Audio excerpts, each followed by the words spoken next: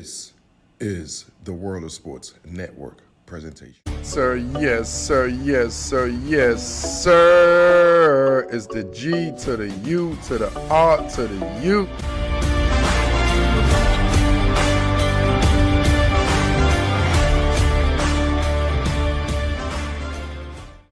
Yes, sir, yes, sir, yes, sir, yes, sir. It's the G to the U to the R to the U. Welcome to Monday Morning Football with the Guru, episode 6, NFL Week 6 edition, man. We have a loaded show, man. I'm excited because basically everything is finally coming together. The fog is disappearing. So on this docket today, we're going to talk about the Packers versus the Buccaneers, man. TBD led the Bucs over the former front MVP frontrunner Aaron Rodgers, man.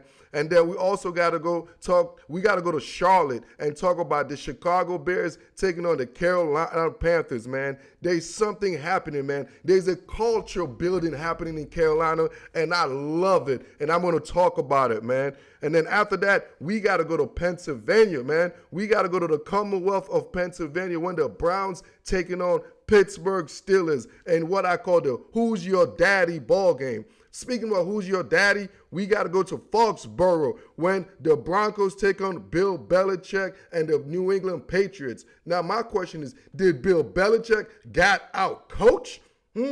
Obviously, I got to give you all my thoughts on that, man. And then, obviously, are the Tennessee Titans the best team in the NFL? We talk bully ball Titan style, man. And, okay, damn, cousin. What is going on with Minnesota? We got to talk about we got to talk about Kirk Cousins, Mike Zimmer, and the whole Minnesota situation over there, man. And after that, from Minnesota, we stay in the Midwest and go to Naptown. And we talk about Phillip Rivers, man. Oh, my goodness. The river of death. Cross that river, if you will, man. And then we're going to finish it all up with the brotherly game, or what I call the Genius Bowl, the Sunday night matchup between boy geniuses Kyle Shanahan versus Sean McVay. This is Monday Morning Football with the Guru. Roll the tape. So we got to talk about, first thing on the docket, man, we got to talk about the Packers versus the Buccaneers. Man, we all watched this game, right? You know, this was like the Fox game of the week. Everybody watched this game. So what I noticed about this game, what really struck me about this game when I was watching it, is I felt like I was watching the Denver Broncos, that Peyton Manning Denver Broncos.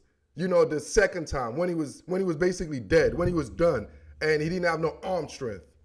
That's what I felt. And when the defense led that team to the Super Bowl. You know, that's what I'm seeing. But obviously, my man Tom Brady has a little bit more juice per se, more armor in his arm than my man Peyton Manning did in Denver. But as far as the systematic approach, you know what I'm saying? Like, there's a system for everything. As far as the model of a success, the model you look at, the Tampa Bay model is the Denver Broncos model, man. That's what I see, man. Look at statistically, Tom Brady went 17 for 27 for 166 yards and 2 TDs, but most importantly, no turnovers. The model you're seeing from the Tampa Bay Buccaneers, like I said, is the Denver Broncos. You win the game not because of Tom Brady.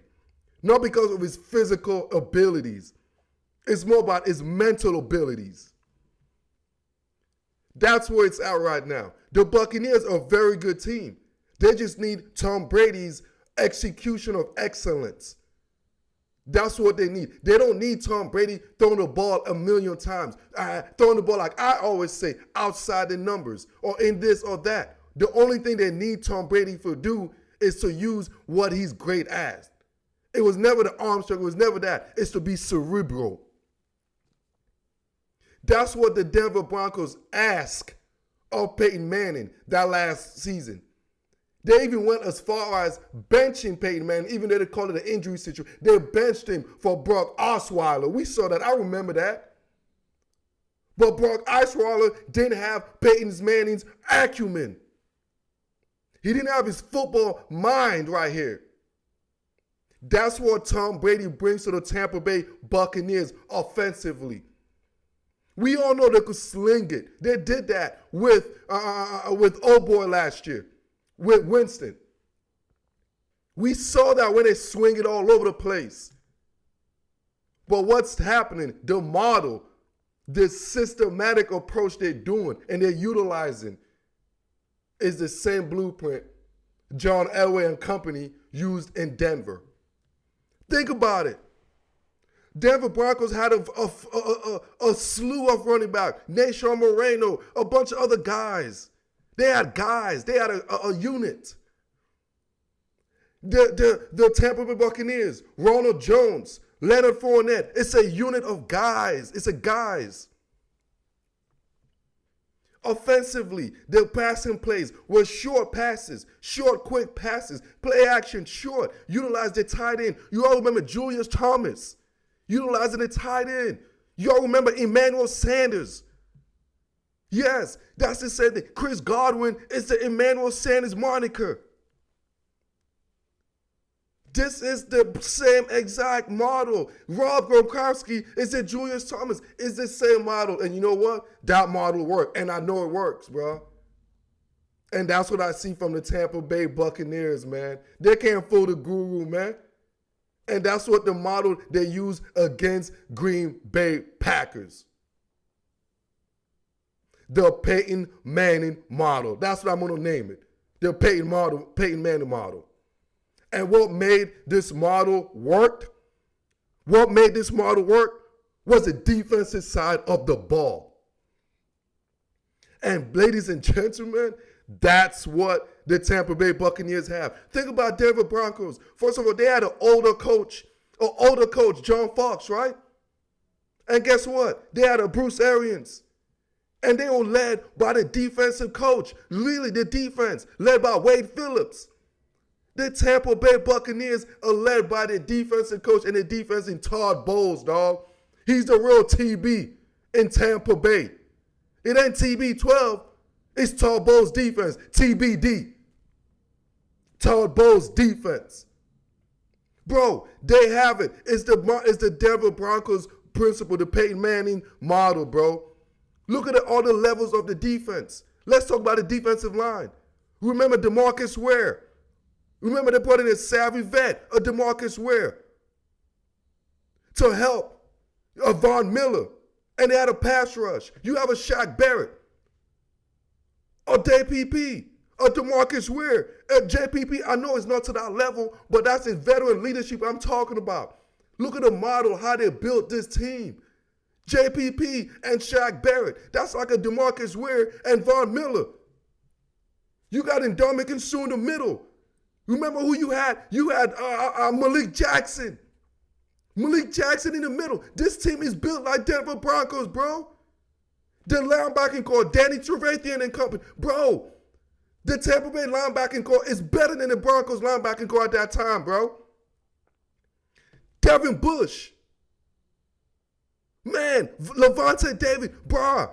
Hey, I've seen this before, man. You ain't gonna tell me. The Guru's seen this movie before. I know the ending. I've seen the Titanic, bro. I know how it's gonna end. You know what I'm saying? I know how that movie finna end, bro.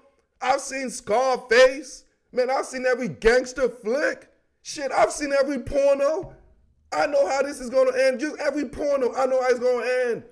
It could be a different girl. It could be a man, this and that. I know how it's going to end, bro. And I know how this movie's going to end. Right now, I like this script.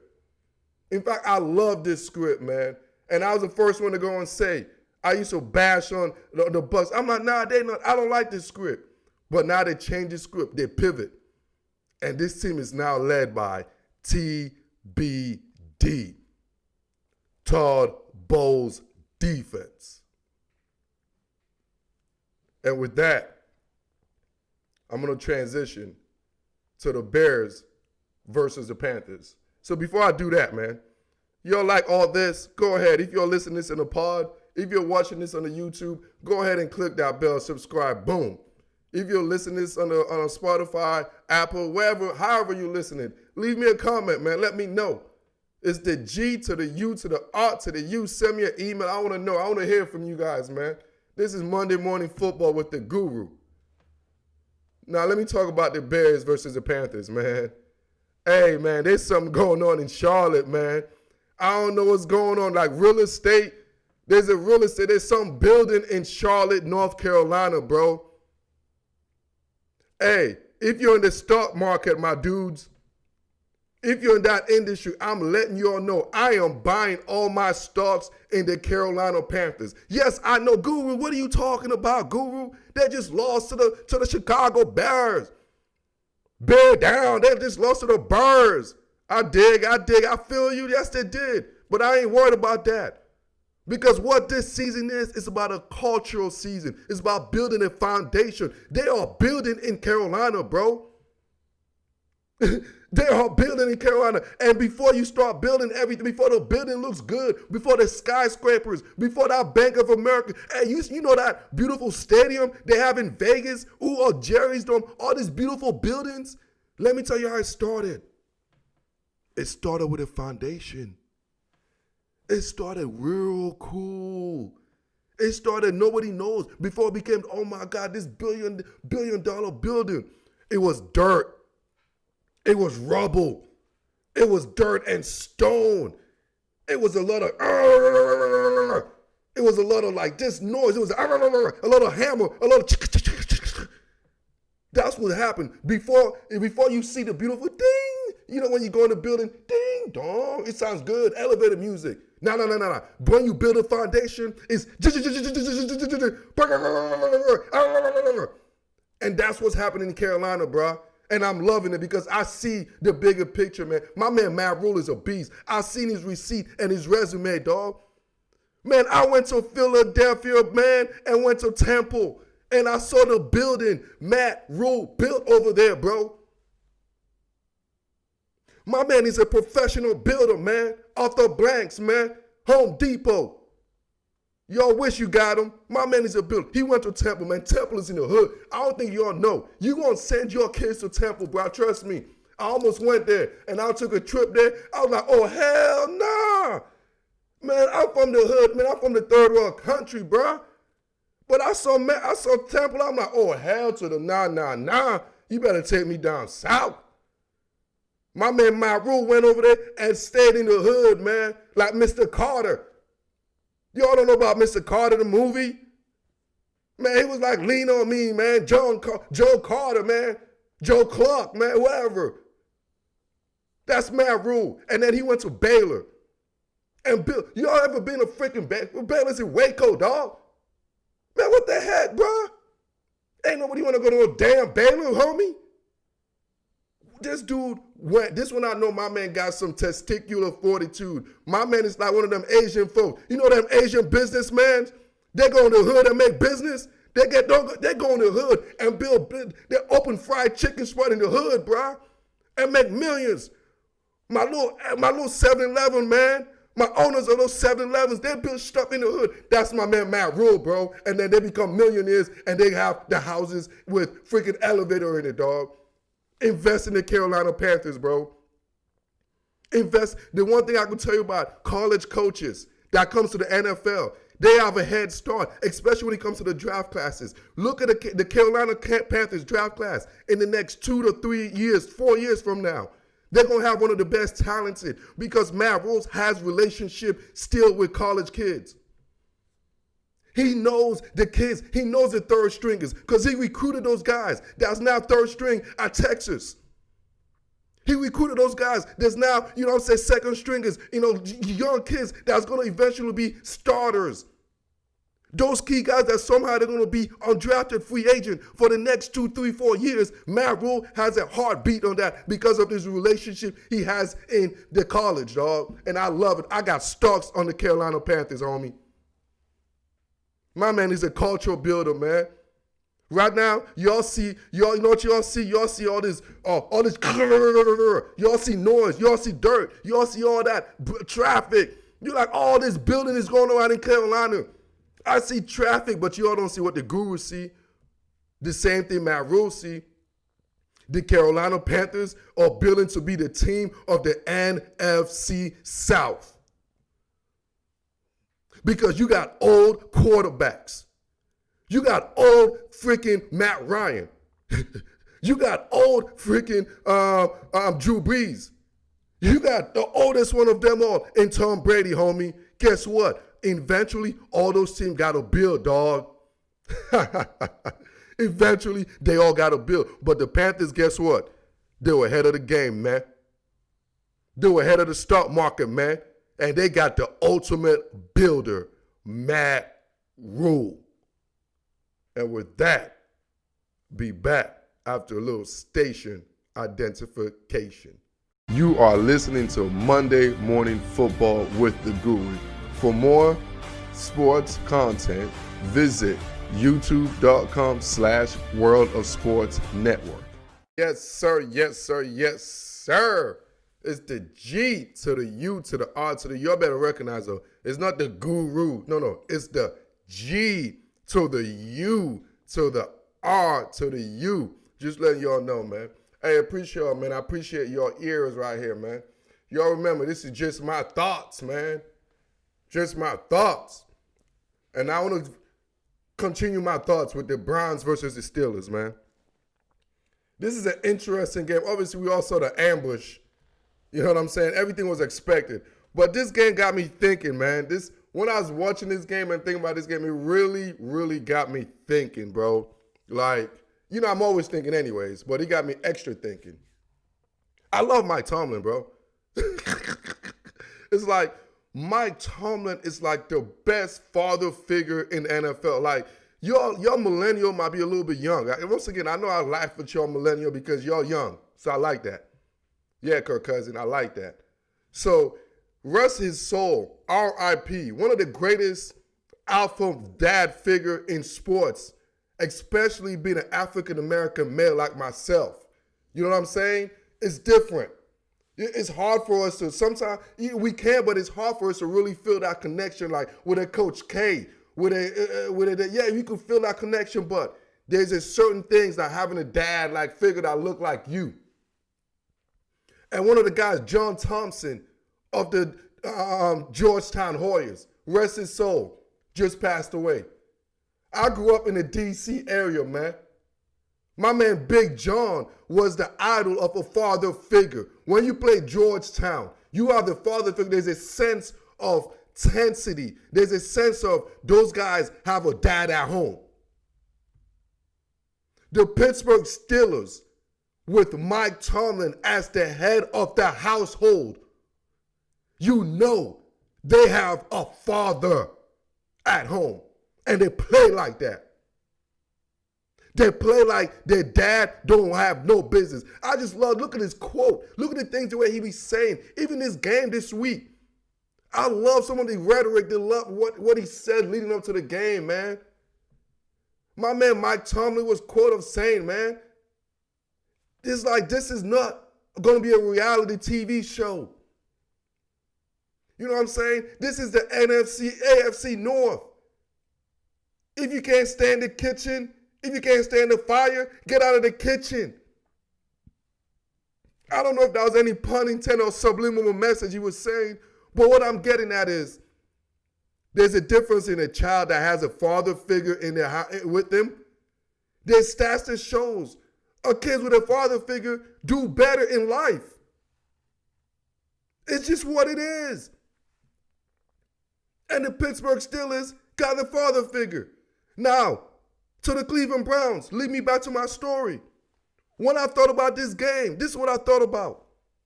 I thought about myself, homie. You know, when I thought about Baker Mayfield, Odell Beckham, I remember at school, we all been through this. If you're a kid, you all been through this. You are at school and then you act up. You act up, right? You just act a fool. You think you know everything. You act up. You know, make a joke, fart in class. You do something stupid. And then you got to go to the principal's office. And then they call your mama, no, they call your dad. Oh my gosh. You know what? First they call your mom, right? And then what does she say? They call your mom, right? She's like, man, I'm going to tell your dad, wait till you get home. Oh my God, the worst words you could say to a kid. The worst words you could say to a kid. The Cleveland Browns, after they beat the Indianapolis Colts, they realized, oh my God, we're 4-1. Everybody's talking about us. And they started being rambunctious. They're being rambunctious. And guess what? By them beating the Colts, they went to the principal's office. And there was a call. There was a call because in Pittsburgh, they realized, the Cleveland Browns realized they got to play the Pittsburgh Steelers the next week. They were like, oh my God. You know what happened? You know what happened when you get home? When you at the principal's office and you talk to your mom, and when she says, I'm going to tell your dad, once you get home, my God. How long does it take for school to, dude, the whole day of school? You're messed up. Your whole day is messed up, bro. Your whole day, you know what happens? I'll tell you what happens. Your stomach start hurting.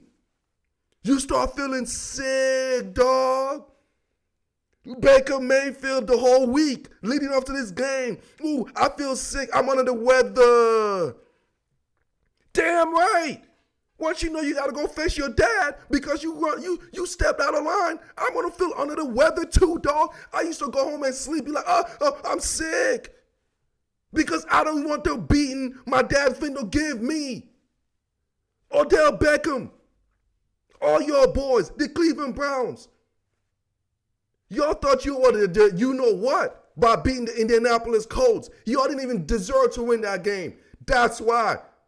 Y'all had to go to the principal's office and they had to call home and they had to call daddy. And daddy is Mike Tomlin. And Mike Tomlin came home and beat their son and beat his son, the Cleveland Browns, 38-7. Transitioning to the next one. Talk about another beating. Talk about a beating. Let's talk about the Broncos against the Patriots, man. Now, this one right here, man, this one really got to me, yo. This one really got to me right here, man. It's like we all talk about Bill Belichick.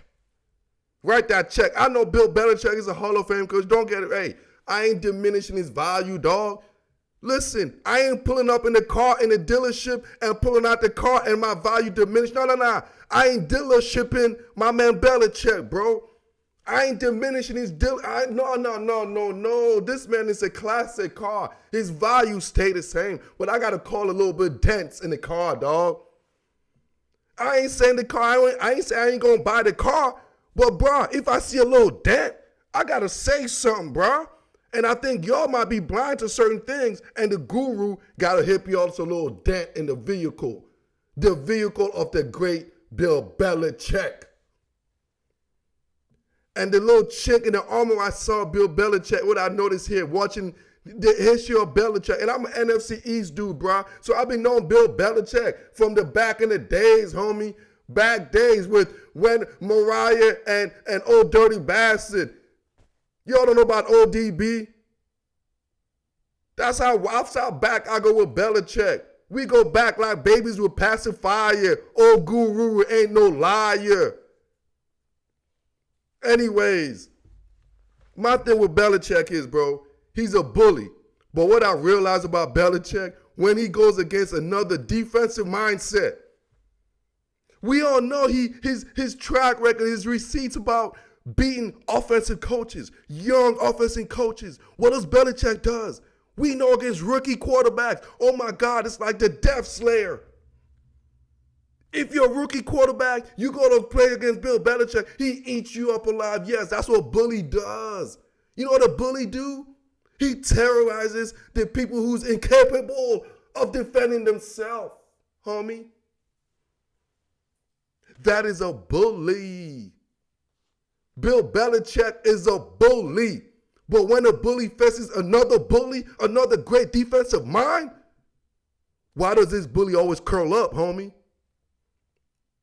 My man Belichick be curling up like he's in the weight room, dog. My man curl up like he's doing weights, dog. Real talk. My man Vic Fangio went into Foxborough and straight up out-coached my man Belichick defensively. Defensively. Look at the track record. I have to go back, man. You know the guru, I'll say look back at certain stuff. When Belichick and them lost, even to the Peyton Manning-led team, dog, he lost to Wade Phillips. He has problem with Wade Phillips. He has problem with defensive OGs, my dude. The Pete Carrolls, man. Dude, y'all remember when Rex Ryan, the New York Football Jets, Rex Ryan was with the Jets. Y'all remember the problems he used to give the New England Patriots, bro. I'm telling y'all, man. The guru ain't no liar. Check the receipts, man. I go back like baby will pacify ya. I keep telling y'all, man, I ain't no old dirty bastard. I'm telling you, check my man track record, bro. When the bully goes against another bully, the bully ain't as bad as he used to be, dog. Belichick don't look as bad when he goes against another bully. My man, nobody's going to say this, dude. Nobody's going to say it because they respect the Belichick. But guess what? I'm a bully. Yes, sirree, Bob. I'm a bully in this game. So a bully recognize another bully.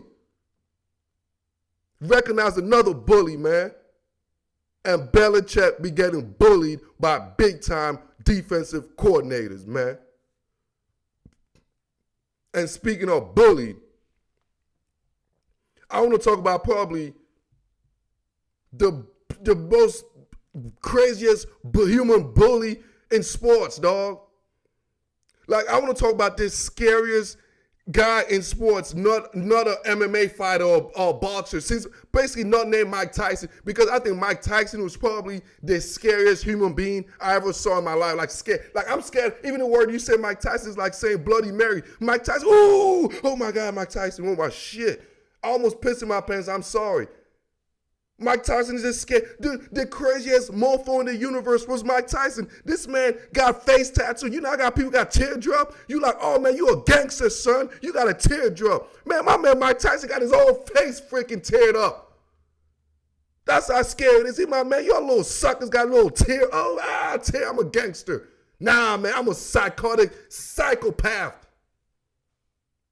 My man Derrick Henry from the Tennessee Titans, bro. I can't find enough adjectives to just describe this human battle ram, bro. What this man is doing to people, what this man is doing to grown adults, man, it's not fair, bro. Like, I'm telling you, real talk. The things he makes a grown man do, this is what happens. Let me give you a little what happens as a defender, all right? Before you play the Tennessee Titans, homie. Real talk. Real talk. I talked to a couple of people, man. Let me tell you what they do. Before a game, man, I'm not going to tell you all my sources. But let me tell you what happens, man. This is from a defender, bro.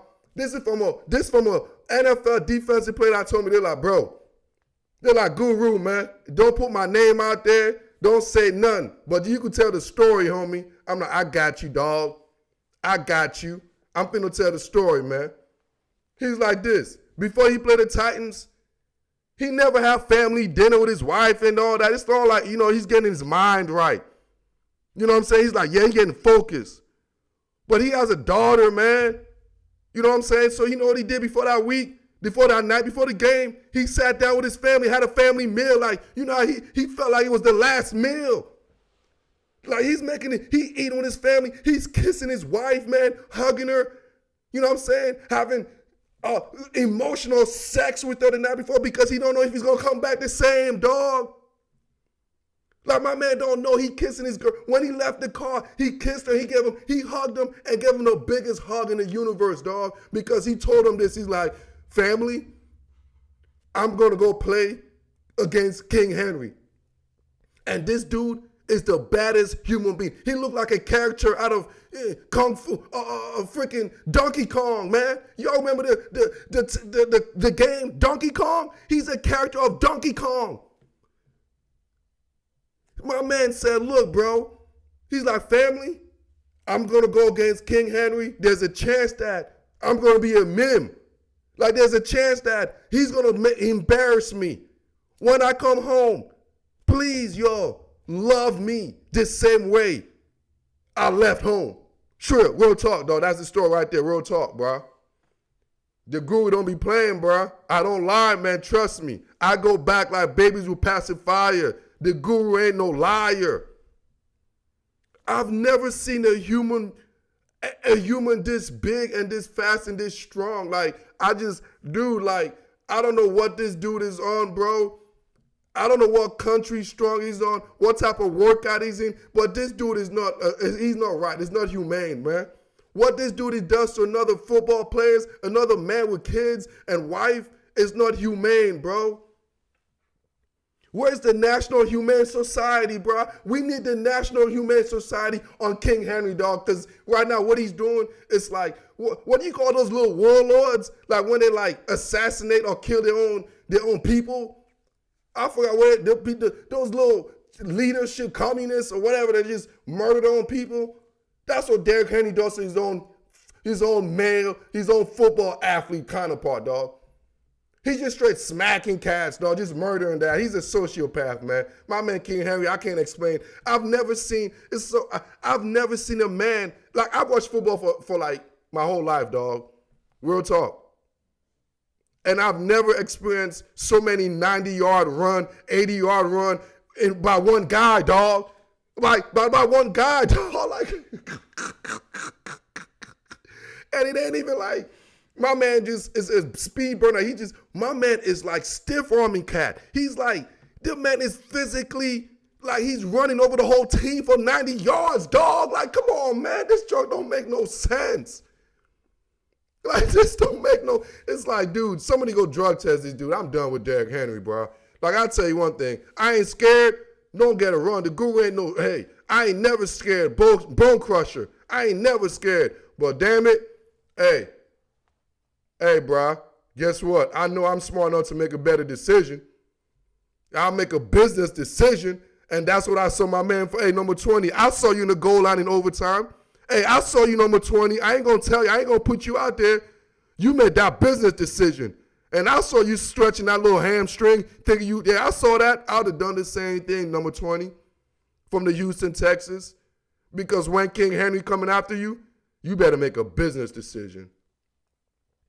And another guy that's going to make a great business decision, bro, I just want to talk on the sidebar real quick, man. Because I don't want to just keep talking about the Titans without mentioning this dude, Arthur Smith, bro. Like, Arthur Smith is the best offensive mind right now. Right now, as far as the coordinator, offensive coordinator-wise, Arthur Smith is the head of the game right now, and he's going to be a head coach. And right now, the guru is telling you right now, he's going to be the head coach for the New York Football Jets, bro.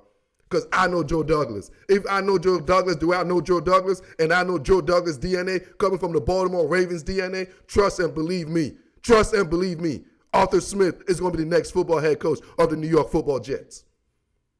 I mean, this is just a marriage made in heaven, dog. This is the first time when peanut butter saw jelly. I'm telling you, it was a match made in heaven, dog.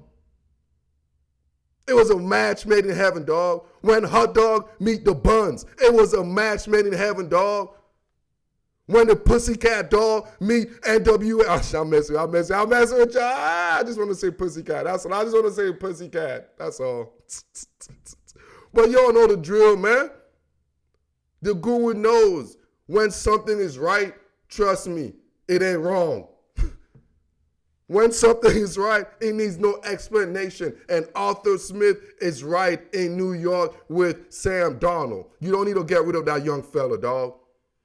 Keep it Sam Darnold, my man Joe Douglas. Trust me and believe. The guru's giving you all this. I know Joe Douglas. Do I know Joe Douglas? Real talk, homie. Real talk. My man going to be in New York, man. And he's going to be in Sam Darnold, and they're going to sell that first overall pick or second overall pick or what else. And they're going to build over there, homie. And that's Guru's take.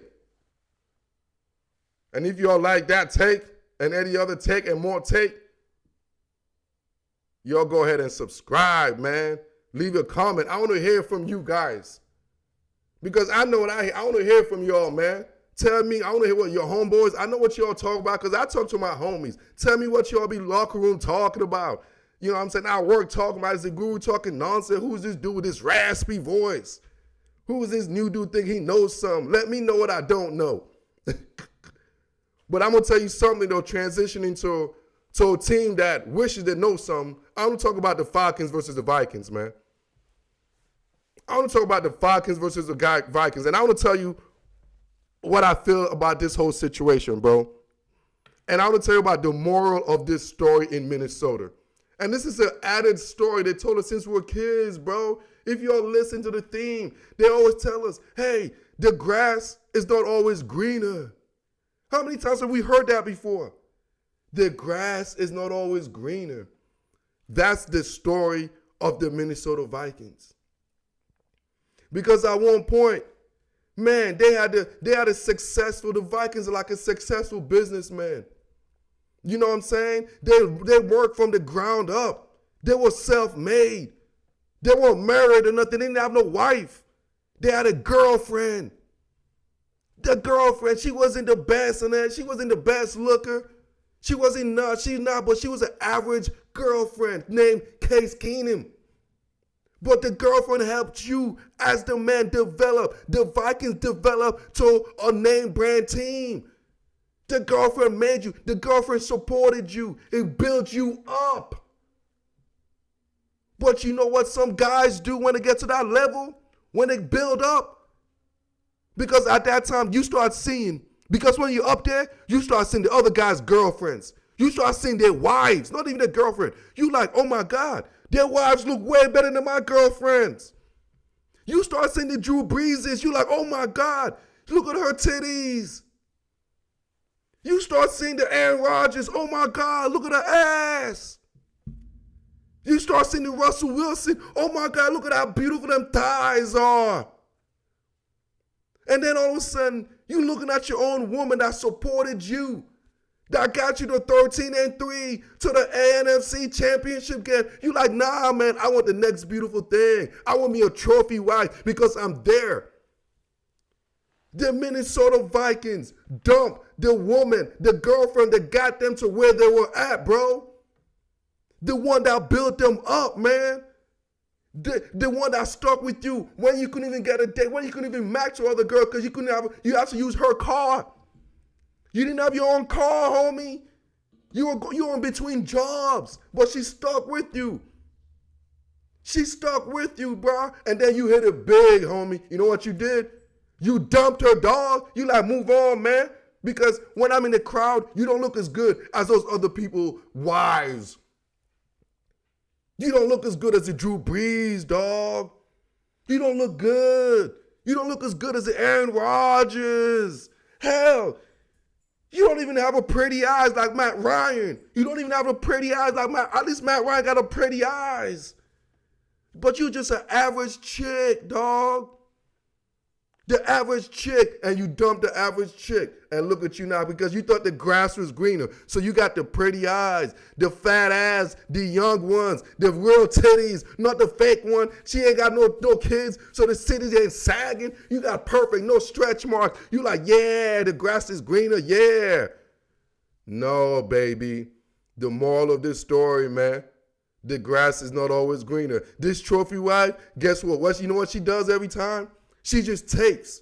Instead of supporting you, she takes from you. The girlfriend, she supported you. She gave you. She didn't want the most money. She was like, nah, it's not about the money. I want all of us to win. Everybody was winning. But you know what? The trophy wife, oh, hell nah. I'm the trophy, baby. You pay me. Guarantee moolah, baby. And the grass is not always greener. And look at Mike Zimmer and the Minnesota Vikings. They got everything. They got the house. They got a great business. They got a great organization. But there's one thing lacking.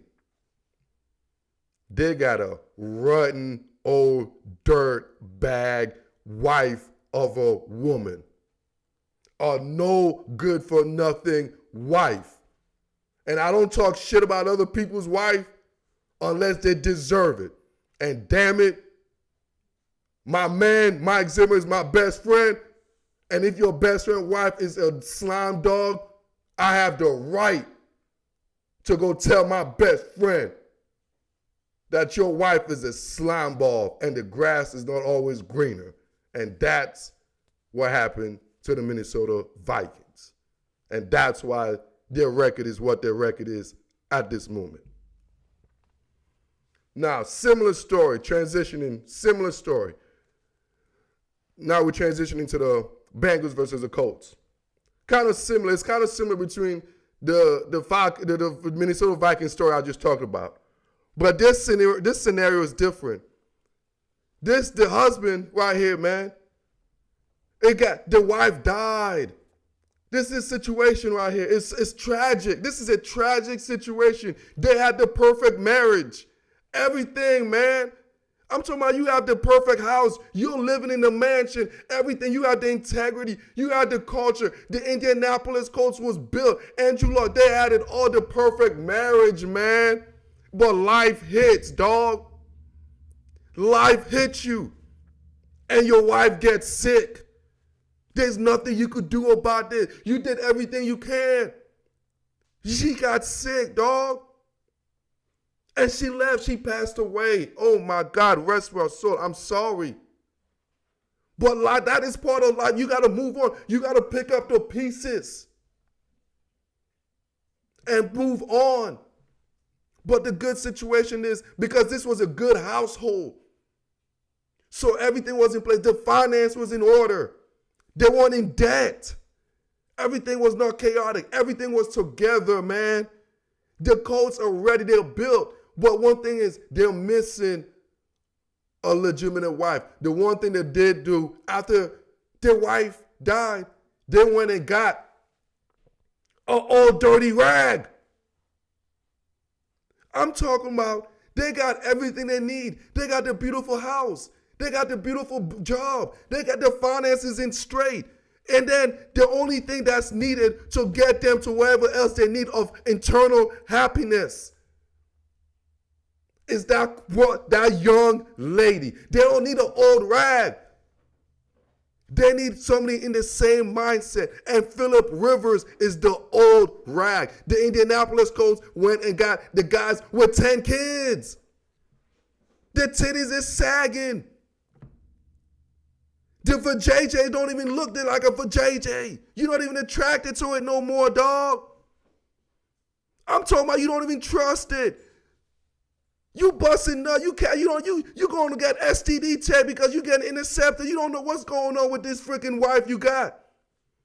But you are a conservative family. You're conservative. You know you chose the wrong woman, but because you have morally correct, you're built right. You don't believe in divorce. You don't believe in divorce. The only reason why you left is because of the death in the family. That's the only reason why, because you're looking for another woman, because the wife died, man. Andrew Luck was gone, so you're looking for one, and you found Phillip Rivers. You found one person. You find the woman that's been through it all, that has no issue, that don't care, that's just don't care about life, don't want to build no more. They're just looking to retire and die out. That is not what the Colts are looking for. That's what they got in freaking Phillip Rivers, man. Life is about choices. The Minnesota Vikings had it all, but they thought the grass was greener. The Colts did it the right way, but yet they picked the wrong partner. But just because they already had the finances in place, just because they already have the moral integrity, just because they already have the culture, the foundation, the work ethic, and the belief, the Colts are still going to be successful because they're going to keep ticking and keep going despite the dysfunction of the wife and the household. You will not see that because they will hide that. But we all know that they chose the wrong woman. In this situation, the woman locked up. This woman found $1 million man. She locked up and found one. And she's a no good for nothing, man. You know what this remind me of, man?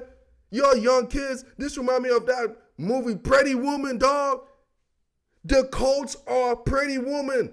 And the little hooker, Julia, whatever her name is, she's a little hooker, found $1 billion man. The Indianapolis Colts, the hooker is Phillip Rivers. She's just a hooker, dog. I'm sorry. And she met the man who has everything to save her, man. The Indianapolis, the Captain Save a Hoe. Captain Save a Hooker is the Indianapolis Colts. They are saving Phillip Rivers. In the hood, that's what we call them, bro. I'm sorry, I got to tell you what it is. Captain Save a Hoe. The Indianapolis Colts are saving Phillip Rivers, man. And with that note, I'll be back after a little station identification. You are listening to Monday Morning Football with the Guru.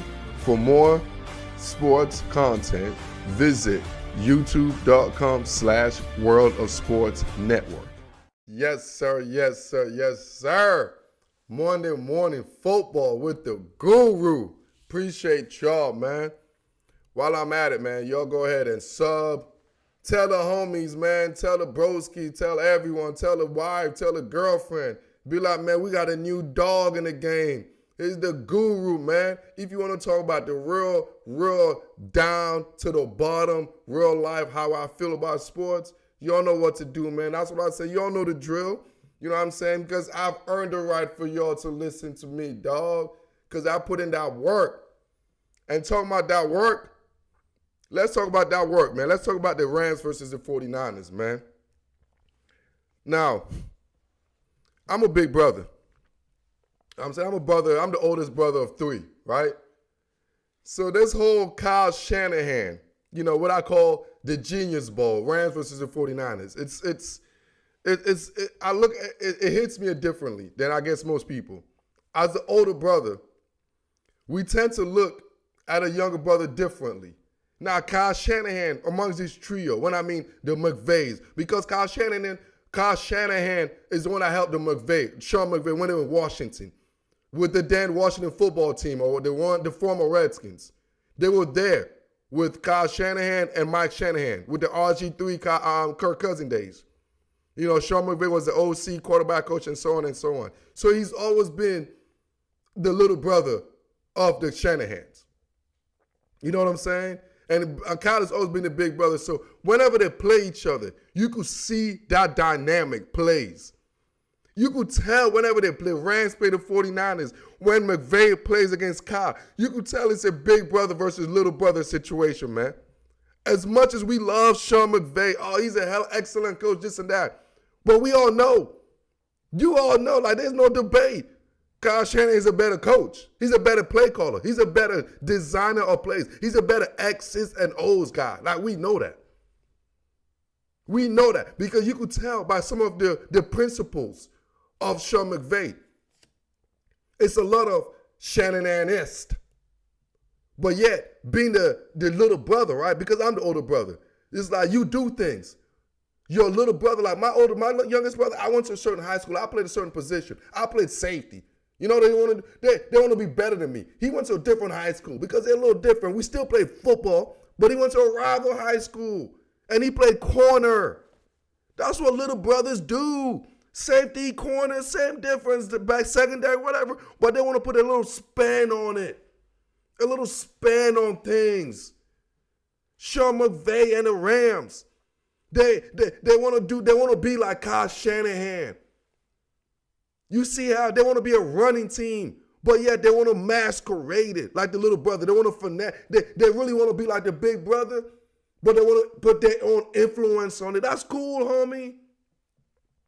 That's cool. But when they play against each other, you could see how Kyle Shanahan could see that. You like, I know the concept, homie. I know the concept. It seemed like he little brother Sean McVay, dog. The Rams versus the 49ers is the beautiful dynamic between big brother versus little brother, man. It's like you could see this sibling warfare, big brother, little. You could see it. John Harbaugh versus Jim. It's just a different dynamic. Big brother knows what little brother is thinking, and big brother always protect little brother, man. And at the end of the day, big brother always have her hands up because we've seen everything before. Because everything little brother concept, everything they think about stem from big brother. Everything they do stem from big brother. The way they think. Because the first thing they did was to go ask big brother, oh, how does this work? Does this happen? Does this happen? Imagine in the offseason, you telling me they don't chat? Yes, I know it's competitive. But there's still that chat. I'm sure McVay look at Kyle and talk about certain things. I'm sure Brian Flores called Bill Belichick and they chat about certain things. It's just what it is, homie. It's a big brother, little brother thing, man. It's look at LeBron versus D Wade. LeBron always called D Wade big brother, dog. It don't matter if little brother end up doing this, doing that. At the end of the day, big brother did his thing, dog. It's all about big brother. And big brother will slowly step out when he feels the need. But right now, big brother is in the same division, and it's going to be big brother's division over little brother till the big brother said otherwise. And that's how it's going to be. I'm sorry, Los Angeles Rams fan, but that's just how it is. That's the brotherly love. Monday morning football with the guru. Now I want to talk about the preview real quick for the Monday night game, for the tonight game. Chiefs versus the Bills. Simple. Both teams basically coming out of embarrassment. They're both being embarrassed in the last performance, coming from an L. The Chiefs are a better team than the Bills. Every aspect. I love the Bills. They're the darlings. Y'all seen it. I predict the Bills winning the division, the AFC East, whatever, 9-7. Go check out my content, man. If y'all listen to this on the podcast, check out the description right here. Click on it. Go to the YouTube, man. You can visually see the guru. See what I look like, man. You know what I'm saying? But what I seen this game, I see a different as far as matchup situation. I see a close game, obviously, because Sean McDermott is not going to get embarrassed 2 weeks in a row. He's too much of a good coach. He's too much of a high-level coach. But he just don't have the high-level personnel to keep up with the Kansas City Chiefs this game. I look for Pat Mahomes and company to overcome last year and just last week loss and having that adversity tolerance. You know, being a Super Bowl champion, being through this tough road, having that adversity tolerance to come back strong and winning this ball game, man. 27-23, Kansas City Chiefs. And that concludes this episode, week number 6 episode of Monday Morning Football with the Guru. And I'll see y'all next week for week number 7. I am out.